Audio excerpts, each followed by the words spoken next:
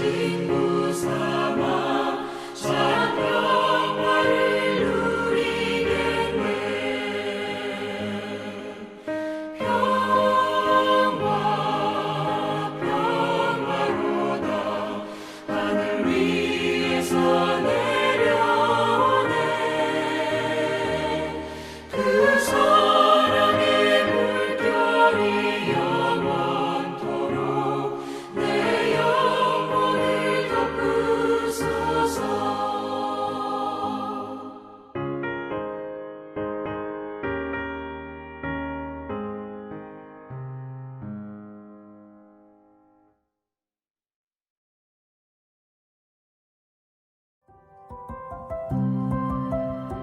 (6월 18일) 오늘의 말씀은 사무엘상 26장 1절에서 12절입니다.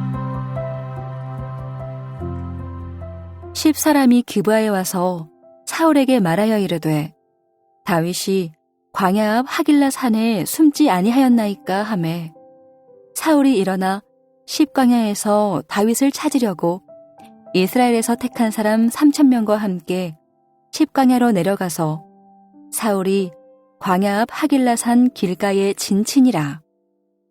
다윗이 광야에 있더니 사울이 자기를 따라 광야로 들어옴을 알고 이에 다윗이 정탐꾼을 보내어 사울이 과연 이른 줄 알고 다윗이 일어나 사울이 진친 곳에 이르러 사울과 네레 아들 군사령관 아브넬이 머무는 곳을 본즉 사울이 진영 가운데에 누웠고 백성은 그를 둘러 진쳤더라. 이에 다윗이 햇사람 아히멜렉과 스루야의 아들 요압의 아우 아비새에게 물어 이르되 누가 나와 더불어 진영에 내려가서 사울에게 이르겠느냐 하니 아비새가 이르되 내가 함께 가겠나이다. 다윗과 아비새가 밤에 그 백성에게 나아가 본즉 사울이 진영 가운데에 누워 자고 창은 머리 곁 땅에 꽂혀 있고 아브넬과 백성들은 그를 둘러 누웠는지라. 아비새가 다윗에게 이르되 하나님이 오늘 당신의 원수를 당신의 손에 넘기셨나이다. 그러므로 청하오니 내가 창으로 그를 찔러서 단번에 땅에 꽂게 하소서. 내가 그를 2번 찌를 것이 없으리이다 하니 다윗이 아비새에게 이르되 죽이지 말라. 누구든지 손을 들어 여호와의 기름 부음 받은 자를 치면 죄가 없겠느냐 하고 다윗이 또 이르되 여호와께서 살아계심을 두고 맹세하노니 여호와께서 그를 치시리니 혹은 죽을 날이 이르거나 또는 전장에 나가서 망하리라.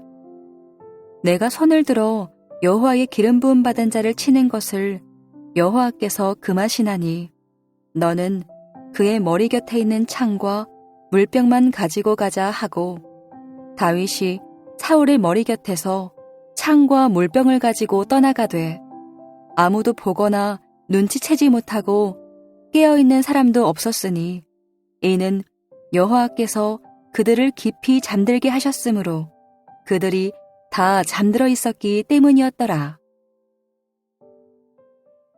토요일 아침 주님 앞에 나오신 여러분을 환영하고 축복합니다. 평생 자기의 뜻을 이루기 위해 행동하지 않고 하나님의 뜻을 이루기 위해 행동하는 여러분 되시기를 축복합니다. 오늘 본문은 다윗이 자기를 잡으러 온 사울을 피하지 않고 밤중에 사울의 진으로 내려갑니다. 24장에서처럼 다윗이 다시 사울을 죽일 기회를 얻었습니다. 다윗은 사울의 생명이 하나님 손안에 있음을 기억하며 전쟁에서 가장 중요한 무기 그리고 물병만 빼앗아 오고 이번에도 사울을 죽이지 않고 하나님의 뜻에 맡깁니다. 사람들은 누구나 무엇인가를 추구하며 살아갑니다. 그리고 추구하는 행위 아래에는 나름의 믿음이 깔려 있습니다. 예를 들겠습니다. 돈만 있으면 명예도 안전도 보장받을 수 있고 무엇이든 원하는 대로 될 수 있다는 믿음을 가진 사람은 어떻게 하면 돈을 많이 벌고 돈을 많이 모을까에 목숨을 걸으며 돈 모으는 일을만 추구합니다. 또 다른 예를 들면 자녀가 좋은 성적을 얻는 것이 자녀의 인생과 행복에 제일 중요한 것이라고 믿는 부모는 주일 예배 참석도 잠시 멈추게 하고 주일에 학원을 보내며 성적을 올리는 일을 추구합니다. 이렇게 무엇을 추구하느냐에 따라서 삶의 모양도 내용도 많이 달라질 수 있습니다. 그런 좋은 본보기가 요즘 우리가 묵상하고 있는 사무엘상에 나오는 사울입니다. 사울의 평생 수건 사업은 다윗을 죽이는 일이었습니다. 다윗을 죽이는 일을 추구하고 살았습니다. 오늘 본문에서도 사울은 다시 다윗을 죽이려고 3,000명의 군사와 함께 10강야에 진을 칩니다. 24장에서 다윗이 자신을 살려줌으로 다윗을 축복했던 사울, 다윗이 이스라엘 왕이 될 것을 알며 자신의 후손을 부탁한 사울은 도대체 어디로 간 것일까요? 학자들은 사울이 하나님께서 다윗을 왕으로 세운 것, 다윗의 삶을 하나님께서 돌봐주시고 인도해 주시는 것을 시기했기 때문에 다윗을 죽이려고 했다고 이야기합니다. 또한 인간적으로 보면 하나님께서 왕권을 다윗에게 넘겨주셨지만 다윗이 없어지기만 하면 어떻게 되지 않을까라는 생각을 했을 듯합니다. 몇몇 학자들은 사무엘상에 나오는 사울의 말과 행동이 일관성이 없는 것을 악령에 시달린 그의 정신이 온전치 못했기 때문이라고 말하기도 합니다. 어쨌든 사울은 평생을 다윗을 죽이고자 하는 일을 추구하며 전심을 다했습니다. 그리고 다윗을 죽이고자 하는 이 일은 다윗을 왕으로 삼으시겠다는 하나님의 뜻을 거역하는 일이었습니다. 즉 사울은 평생을 하나님의 뜻을 거역하면서 살았습니다. 이에 반해서 다윗은 어떠했습니까? 다윗은 하나님의 마음과 뜻이 그 다윗에게 중요했던 사람입니다. 다윗이 가지고 있던 신념은 만군의 여호와 하나님의 뜻을 자기의 삶의 그 어떤 것보다도 제일 앞에 두는 것이었습니다. 그래서 다윗은 하나님의 뜻을 이루는 삶을 추구하며 살았습니다. 그렇기 때문에 그는 자기 마음대로 또는 자기 이익을 위해 행동하지 않았습니다. 오늘 본문에서도 다윗은 사울을 죽일 수 있는 두 번째 기회를 얻습니다. 함께 간 아비새는 다윗에게 더 없는 기회임을 강조하며 자신이 죽이겠다고 합니다. 다윗은 사울에게 보응하는 부분을 여호와 하나님께 맡기며 10절에 이렇게 말합니다. 여호와께서 살아계심을 두고 맹세하노니 여호와께서 그를 치시리니 혹은 죽은 날이 이르거나 또는 전쟁에 나가서 망하리라. 그러면서 다윗은 11절에 여호와께서 기름 부은 자를 치는 것을 여호와께서 금하신다고 하며 사울을 죽이지 않습니다. 다윗은 사울을 죽이지 않는 것이 하나님의 뜻임을 확신했고 그것을 따라 행합니다. 다윗이 사울의 생명을 보존하는데 얼마나 세심했는지를 볼 수 있는 장면이 있습니다. 11절에 다윗은 아비새에게 창과 물병만 가지고 가자라고 명령을 했습니다. 그러나 12절에 다윗이 직접 창과 물병을 취하는 장면이 나옵니다. 여기서 다윗은 혹시 아비새가 창을 취하며 자기의 명령을 어기고 사울을 죽일까 봐 자신이 직접 창과 물병을 취했다라고 합니다. 사실 사울만 죽으면 다윗에게는 모든 일이 정리되는 것이었습니다. 그러나 다윗은 그렇게 하지 않았습니다.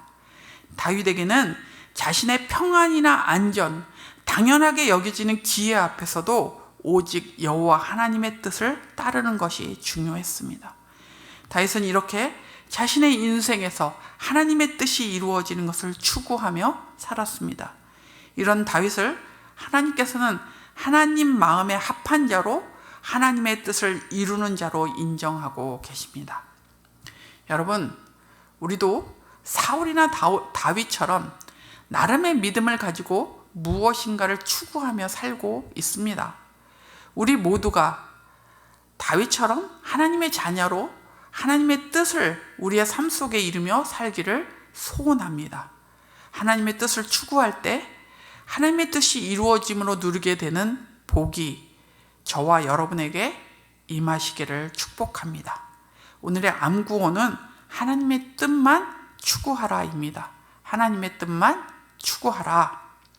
오늘 기도하실 때 하나님의 뜻을 아는 지혜와 그 뜻을 실천할 믿음과 용기를 주시기를 기도하십시오. 그리고 내일 드려지는 주일 예배가 하나님을 높이고 온 공동체가 기뻐하는 예배가 되도록 기도해 주십시오. 함께 기도하겠습니다. 살아계신 하나님 아버지, 주님의 은혜를 감사합니다. 오늘도 사울과 다윗의 이야기를 통해 우리가 이 땅에서 무엇을 구하고 찾으며 또 바라보고 살아야 되는지를 알게 해주셔서 감사합니다. 하나님, 우리의 인생 전체에서 평생 하나님만 찾고 구하며 살게 해주시고 하나님의 뜻을 이루고 사는 저희들이 될 수 있도록 하나님 은혜의 은혜를 더하여 주시옵소서. 저희들에게 아버지 굳은 믿음을 주시고 주님만이 우리의 삶에 모든 것을 주관하시는 주관자이시고 왕이신 것을 인정하며 하나님의 뜻을 우리의 삶 가운데 이루어지기를 소원하며 그렇게 살아가는 저희들이 되게 하여 주시옵소서. 하나님의 뜻이 우리의 삶 안에 이루어지는 것이 우리가 가장 안전하고 평안하고 행복한 것인 줄 알게 하여 주시고 그 믿음으로 주님의 뜻을 구하고 주님의 뜻을 이루는 일에 마음을 같이하며 하나님 아버지 하나님의 뜻을 따라 아버지 살아감으로 우리 인생 가운데 주님의 뜻이 이루어지는 복을 누리는 저희들 되게 하여 주시옵소서. 아버지 믿음이 연약하여서 하나님 아버지 또 하나님의 뜻을 알지 못하여서 저희들이 갈등할 때도 있고 고민할 때도 있습니다. 하나님, 하나님의 뜻을 우리에게 가르쳐 주시고 알려주시고 또 그 뜻을 행할 수 있는 용기와 믿음도 우리에게 날마다 부어주시기를 기도합니다. 하나님 아버지, 내일은 주일입니다. 주님 앞에서 또 저희들이 모여 온 공동체가 하나님을 높이며 예배할 터인데 주님의 임재를 경험하는 시간이 되게 해주시고 예배 가운데 임하시는 그 주님을 만나는 예배의 시간이 될 수 있도록 하나님 은혜의 은혜를 더하여 주시옵소서. 주님 찬양을 통해 또 말씀을 통해 아버지 임하시는 그 주님을 만나고 기뻐하며 감사하며 온 공동체가 주 안에서도 기뻐하는 그런 예배의 시간이 될 수 있도록 역사하여 주시옵소서. 주님 기도합니다. 우리가 모이게 힘쓰는 공동체 되게 해주옵소서. 주일 예배와 주직 모임에 마음을 같이 하게 해주시고 하나님 앞에 나와 하나님 아버지 함께 찬양하며 하나님을 높여드리는 그런 공동체 될 수 있도록 도와주시옵소서. 예수마당에 주님께서 은혜를 베풀어 주시고 모일 때마다 하나님의 은혜를 더 많이 누려가며 우리의 다음 세대들이 아버지 인격적으로 주님을 만나며 주님의 은혜 가운데 거하는 예수마당이 되게 하여 주옵소서. 특별히 여름 성경학교와 수련회를 준비하고 있습니다. 하나님 함께 해주시고 준비하는 가정들 속에서 멘토들이 더 영적으로 충만해지는 은혜를 누리게 하여 주시고 그 은혜를 그 주께서 주시는 은혜와 그 감격으로 또 다음 세대를 세워가는 그런 준비를 잘 감당하는 여름 성경학교와 여름 수련회가 되게 해주시고 참여하는 모든 이들이 함께 기뻐하며 하나님 앞에 영광을 돌리는 온 공동체의 축제가 되는 그런 여름 사역이 될 수 있도록 은혜 베풀어 주시기를 기도합니다. 하나님 아버지, 주님 우크라이나를 붙잡아 주시고 주님 그 전쟁이 빨리 종식될 수 있도록 주께서 간섭하여 주시고 이 전쟁 때문에 많은 난민들이 또 본토에 있는 사람들이 고통받고 어려워하고 있습니다. 하나님 불쌍히 여겨주시고 주의 은혜로 주의 자비로 아버지 긍휼을 베풀어 주셔서 하나님 아버지 속히 이 일이 정리될 뿐만 아니라 필요한 것들이 공급될 수 있도록 도와주시되 무엇보다 영적인 아버지 복음의 능력이 그곳에 임하는 역사들이 있게 하여 주시옵소서. 북한 땅을 기억하여 주시고 코로나가 잘 정리될 수 있도록 그 땅도 주님께서 돌보아 주시기를 기도합니다. 하나님 이 나라 이 민족을 붙잡아 주시되 이 민족이 주님 안에서 아버지 여기까지 살아온 것이 하나님의 은혜인 것을 알게 해주시고 주님 더 하나님을 높이는 나라로 살아갈 수 있도록 그렇게 세워질 수 있도록 은혜 베풀어 주옵소서. 교회가 깨어있게 하여 주시고 한국교회가 하나님 주님 앞에서 더 주님의 뜻을 구하고 주님의 뜻을 이루어드리는 교회가 될 수 있도록 은혜 베풀어 주시옵소서. 오늘 하루도 주님 손안에 이 하루를 맡겨드리며 하나님의 은혜를 구하고 하나님의 자비와 또 그 인자 안에 살기를 소원합니다. 하나님 그런 복을 허락해 주시고 오늘 하루를 지켜주옵소서. 감사하며 예수님의 이름으로 기도합니다. 아멘. 하늘에 계신 우리 아버지여, 이름이 거룩히 여김을 받으시오며 나라가 임하시오며 뜻이 하늘에서 이루어진 것 같이 땅에서도 이루어지이다. 오늘 우리에게 일용할 양식을 주시옵고 우리가 우리에게 죄진 자를 사하여 준 것 같이 우리의 죄를 사하여 주시옵고 우리를 시험에 들게 하지 마시옵고 다만 악에서 구하시옵소서. 나라와 권세와 영광이 아버지께 영원히 있사옵나이다. 아멘.